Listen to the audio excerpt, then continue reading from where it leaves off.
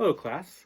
Welcome to The Young Man in the Sea. I'm going to read chapters 1 through 5 today. Chapter 1, Lobster Boy. Before I tell you about the biggest fish in the sea and how it tried to kill me and then ended up saving my life, first you got to know about the leaky boat, because it all began right there. The great repair and the trap wars and the angel in the mist, none of it would have happened without the leaky boat. It starts the day of school, the last day of school. I'm on my way home, coasting down Spotter Hill on my crummy old bike. The birds are chittering and stuff, and I'm riding no hands with the wind on my face. A day like that, you can feel summer in the air, and the smell of cut grass, and the sting of salt from the harbor. Then our little house comes into view, and right away I see that what I had been afraid of these last few months has finally happened. Our boat, the Mary Rose, has sunk at the dock. It breaks my heart to see her so pitiful, with just the top of her cabin showing, and a shine of oil spreading like blood on the water. A sunk boat is a pitiful thing. It's enough to make a person cry, but I ain't cried since the day my mom died. No matter what that rotten rich kid Tyler Croft says, it ain't true. I've been bailing Rose for months, getting up before dawn to pump out the bilge and keep her floating, just in case my dad decides to get his lazy duff off the TV couch and go fishing. That's where he lives ever since the funeral, lying like a sack of nothing on the TV couch. Most times he don't even put the TV on. He just sucks on his beer and stares at the cobwebs on the ceiling. It ain't like he's a real drunk. He don't beat me or curse me or nothing. He just lies there feeling sorry for himself, and it don't matter what I do or say. One day I swore him out for 10 straight minutes about how he was a good-for-nothing and a worthless boozer, and how he might as well be dead as lying on the TV couch, and what would Mom think if she could see him.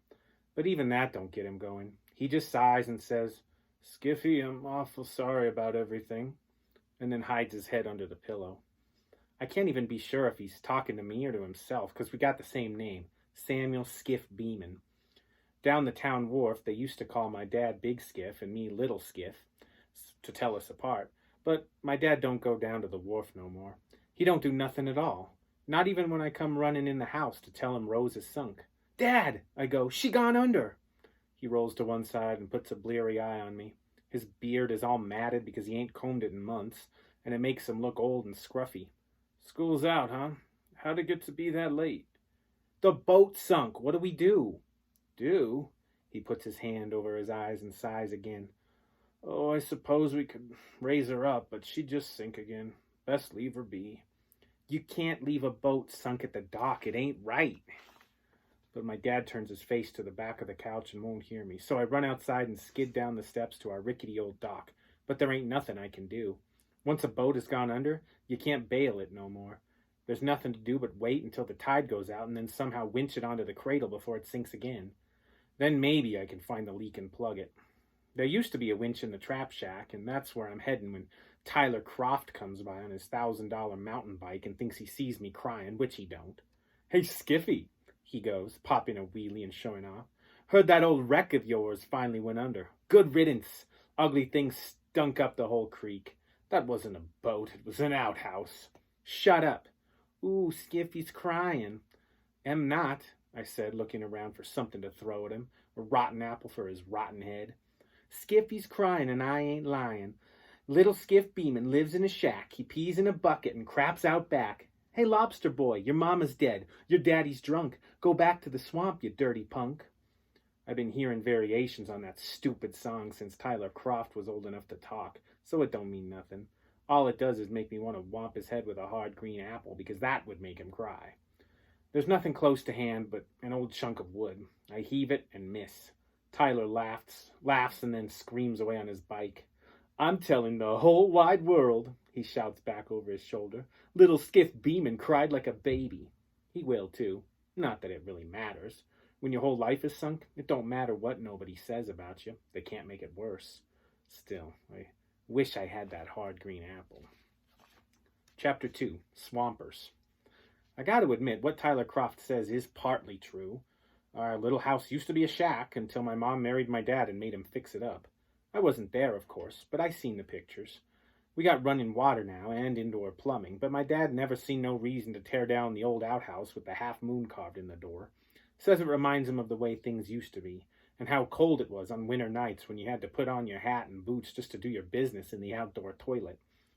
When I was real little, I remember my mom used to always be mad at him to take down that ratty old outhouse.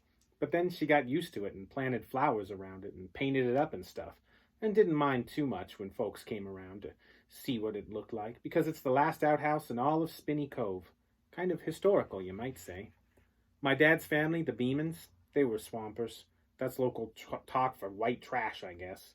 In the old days, swampers was folk who lived in shacks near the salt marsh or on the creek, and got by digging clams and trapping crabs and lobster and selling salt hay to the farmers. Come fall, they'd shoot ducks and geese and salt 'em down and sell 'em by the barrel to restaurants in Boston. The point is, they lived off what they got from the marsh and the creek. This is way back before my dad was born, but they still called him a swamper on account he was a Beeman, and Beemans had always been swampers, simple as that. My mom, now she weren't no swamper, not even close. Her people was Spinneys that settled here and got the town named after them, or maybe they named it for themselves, same difference.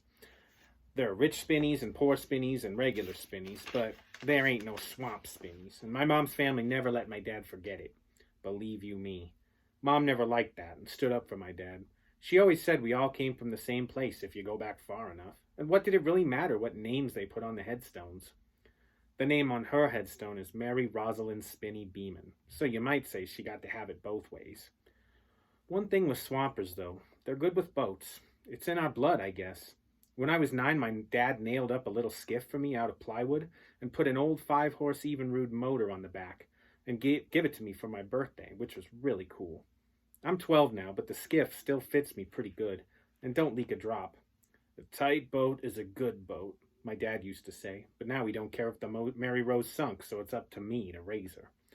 Only thing, I don't really have a clue how to go about it. I never raised a sunk boat before, so I get in my skiff and row around above where she went under.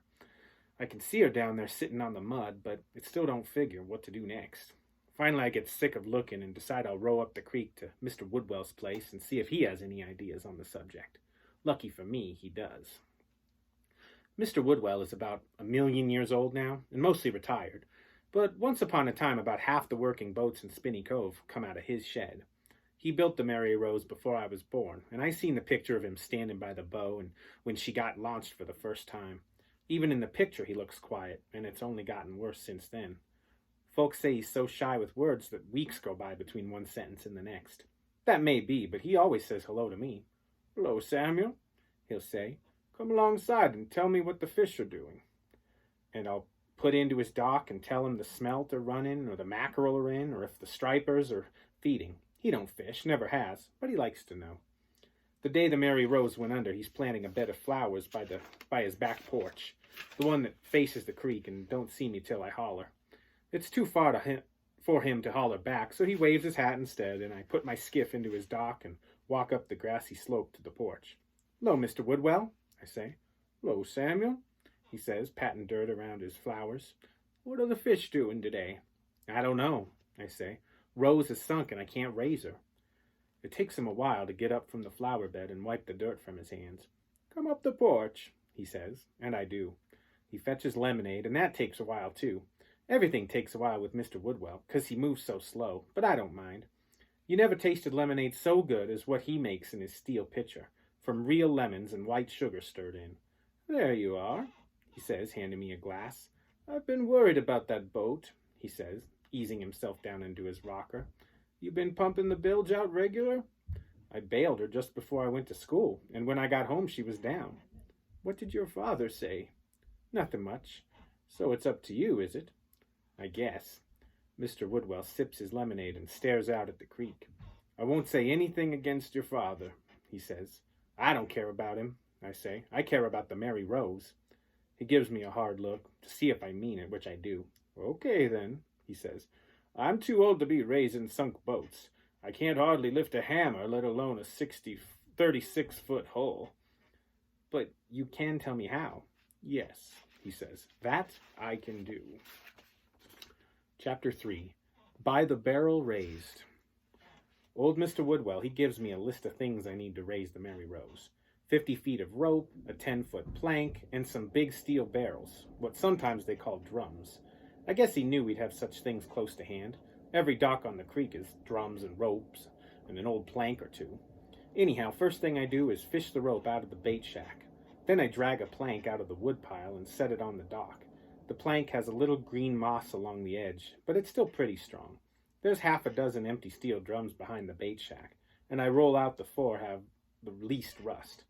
All of them got rainwater sloshing around inside, so I tip each one up and empty it out, then fix the cap down tight to make it watertight, or nearly so. 4 drums will lift 2,000 pounds approximate. That should be just enough to shift the keel, Mr. Woodwell told me. You put that rig in place and then let the tide do the work. His idea is to tie 2 barrels to each end of the plank, then run a rope from one end of the plank down under the back end of the Mary Rose and up to the other 2 barrels. When the tide comes in, the big steel barrels will float up and lift the boat. Sounds awfully easy, I told him. A thing doesn't have to be difficult if you give it some thought and apply a little elementary physics. To look at him, you wouldn't think Mr. Woodwell was so smart, but he is. My dad used to say a good boat builder was part way an artist and part way a scientist, and it was the science part of Mr. Woodwell that was going to help me raise our boat. Not that my dad cares.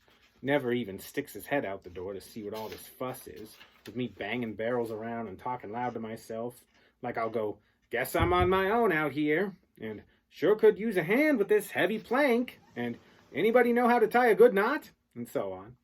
Finally, I give up trying to rouse him and concentrate on rigging the barrels like Mr. Woodwell told me. What sounded dead easy takes me all the rest of the afternoon and partway into the evening. That's okay because the tide won't turn until about 9 tonight.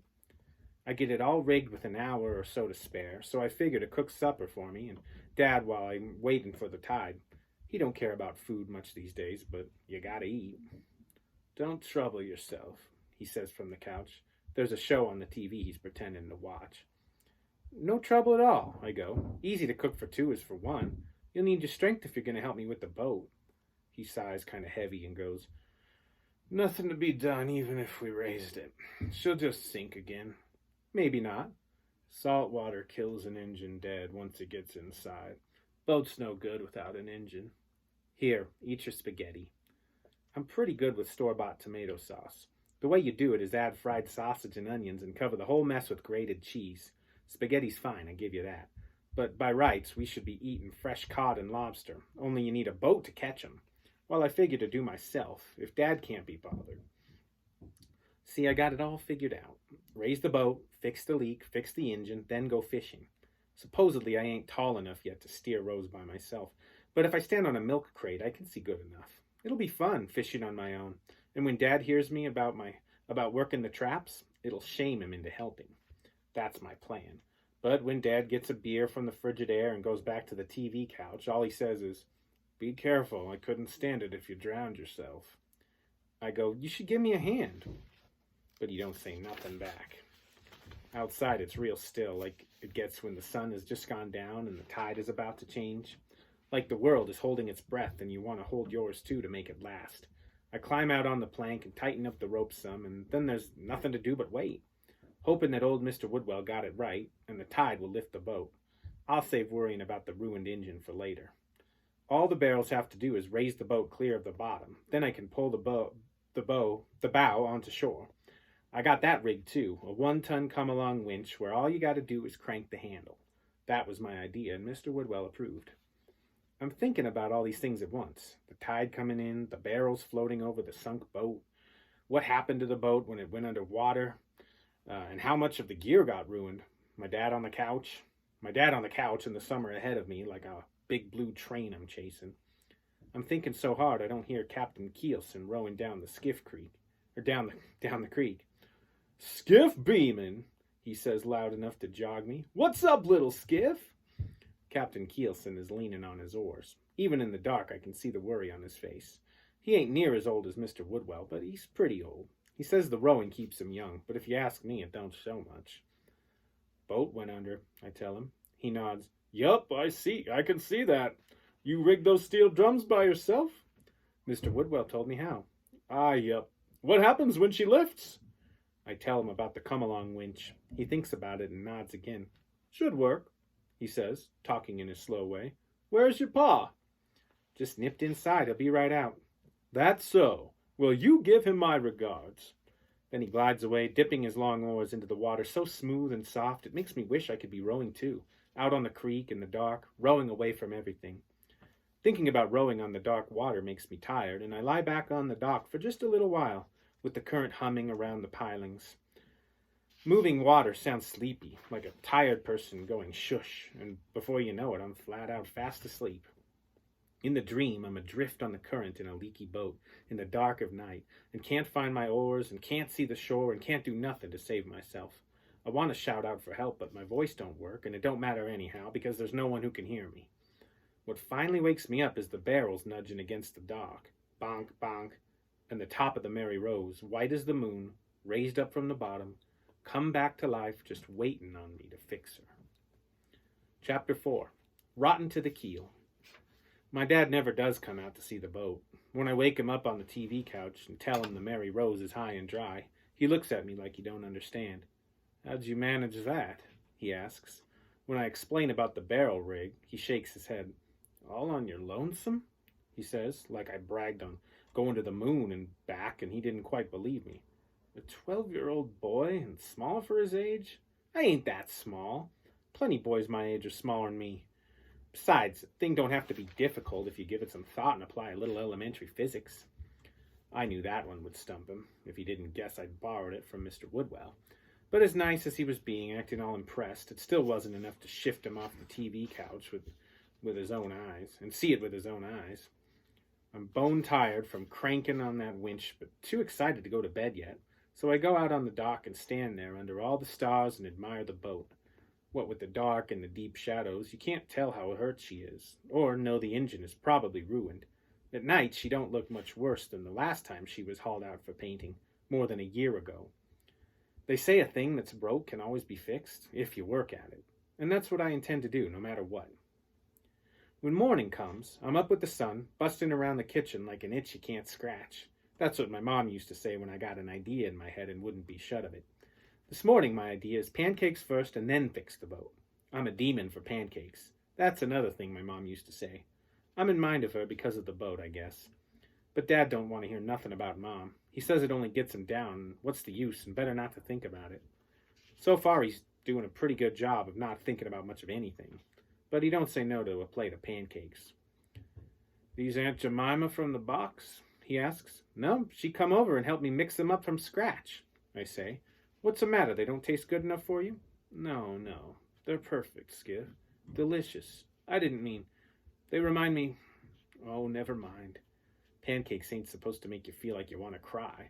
Me, I'm feeling fine and dandy. I won't let no blubbery looks ruin what I got in mind for the morning, which is fix the boat, have lunch, then go fishing. The boat got a different idea. When I crouch and look under, down at the bottom by the keel, I can see where one plank has come loose. I poke at her with my jackknife, and the wood is soft and crumbly, rotten. I can't figure what to do about it, so I climb in the boat and pull up the floorboards and look at it from that side. One thing I know, you ain't supposed to see daylight when you look at the bottom of a boat. This is bad, real bad. I'm worried maybe the whole of her is rotten and can't be fixed, that she'll never float again, that all my plans for the summer are just plain stupid, and Tyler Croft is right about me being a swampy good-for-nothing. Or maybe I ate too many pancakes and the syrup has gone to my head. Like Mom used to say, looking at the thing won't fix it. And since I ain't got the first clue where to start, I get in my skiff and row up to Mr. Woodwell's place again. When I get there, he's out in the shed where he used to build his boats. It's a big, spacey kind of building with windows high up and daylight coming down in the beams. And coming down in beams and the clean smell of wood shavings in the air. He's standing by the tool bench, but not working on nothing. Just smoking on his corncob pipe and looking kind of wistful. Thinking about the empty shed, I guess, and all the boats he built there. "'Lo, Samuel," he says. "Did she rise?" I tell him everything worked just like he said it would, and the Mary Rose is high and dry. But now I'm stumped. I tell him about the plank that's sprung loose near the keel, and how I'm pretty sure it's gone bad. Mr. Woodwell puffs on his pipe for a bit. "Your dad could repair that, no trouble at all. He knows about such things." He's not in the mood for fixing stuff. "But you're willing?" I nod, only I don't know how. Those cool gray eyes of his kind of soak me up as he thinks about it. When he speaks, it comes out deliberate and careful, like always.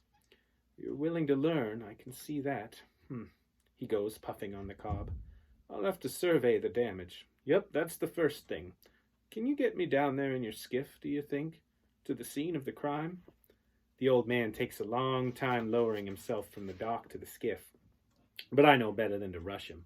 Once he's settled, I row out into the creek and let the current take us.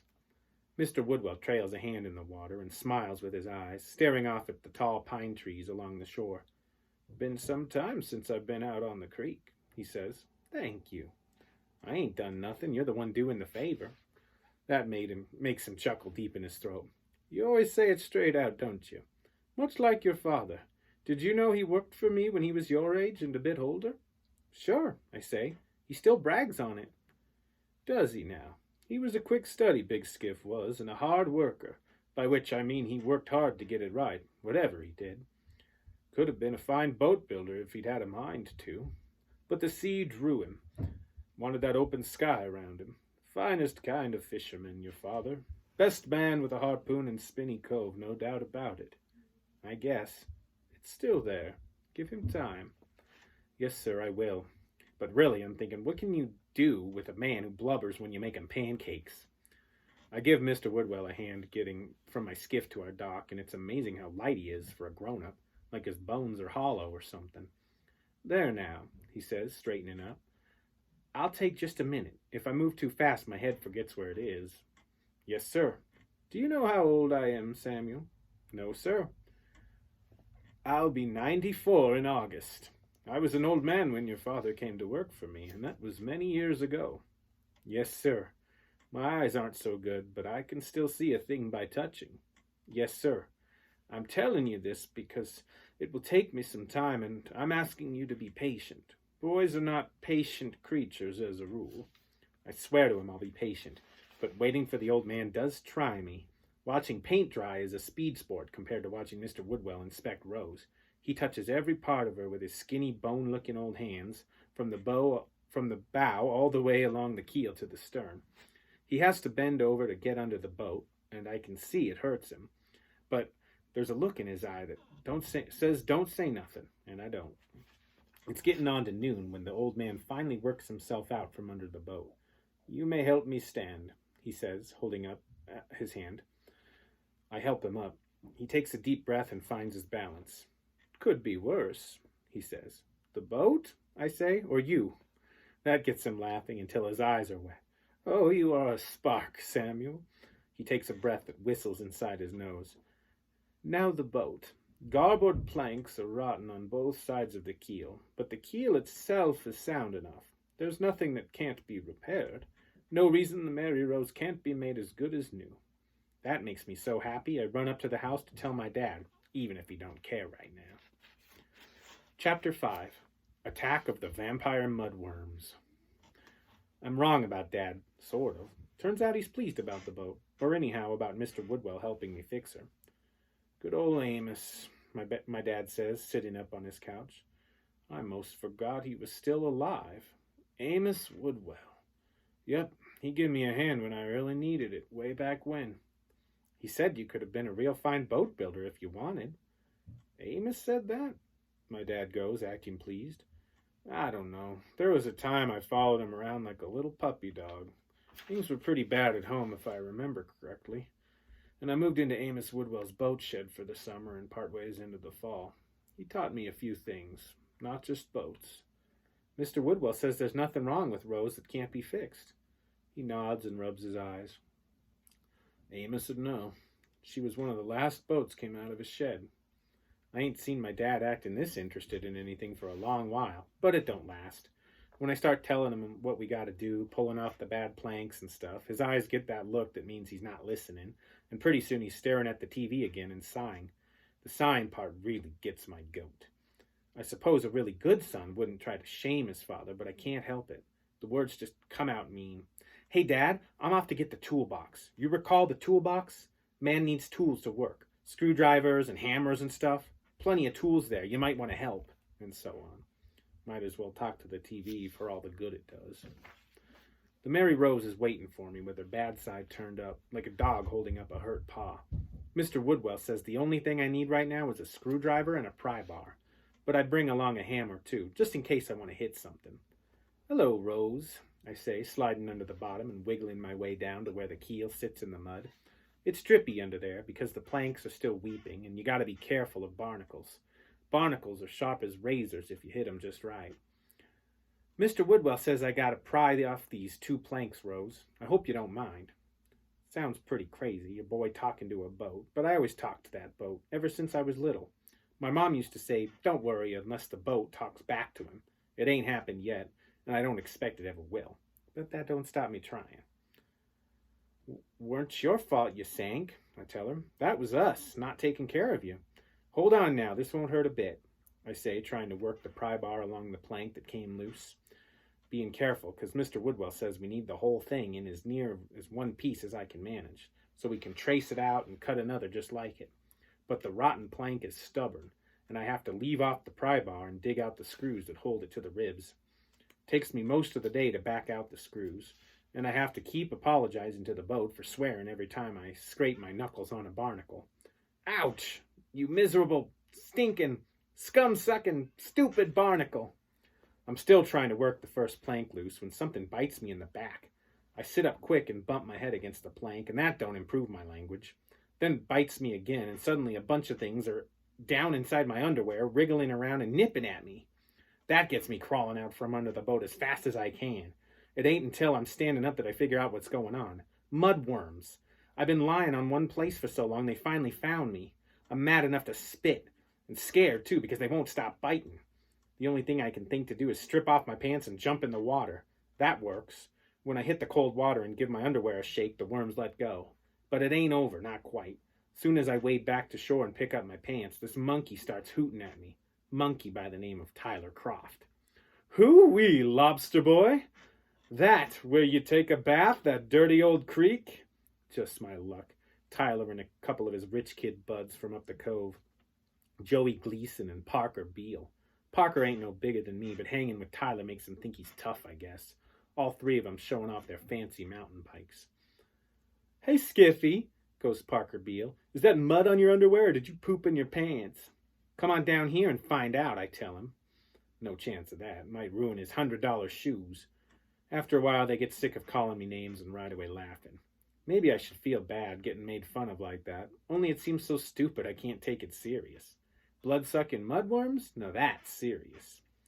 No point telling my dad about the worms. He'd only say a swamper boy should know better than to lie down in the mud. Anyhow, by the time I get cleaned up, he's already had a bunch of beers and don't want to talk. Like I said before, some kids, when their fathers drink, they bust up the house or hit their mom or worse. Not my dad. He just lies on the couch and don't say nothing. Only way I can tell is the smell of beer and the way he breathes sort of heavy. "'Lo, Dad," I go. "Mind if I watch?" He makes a grunt that means go ahead, and I flop down in the ratty old chair by the ratty old couch and stare at the screen. Actually, it's a show I like about cops and lawyers solving crimes and stuff, where everything gets settled in the end. Wouldn't that be great if everything really fixed itself that easy? Like if because I raised the boat, my dad would quit drinking and turn over a new leaf or something? It don't work that way in the real world. Still, even with the beer and all, it's sort of cool, the 2 of us watching the same show and probably thinking the same things about it. In the end, he's asleep before the show gets over. I already know what happens, so I turn off the TV and go, "Sleep tight and don't let the bedbugs bite." When I'm halfway up the stairs, he calls out, sort of sleepy, "Your mother used to say that." "She still does," I say, because it's true inside my head. He don't say nothing to that.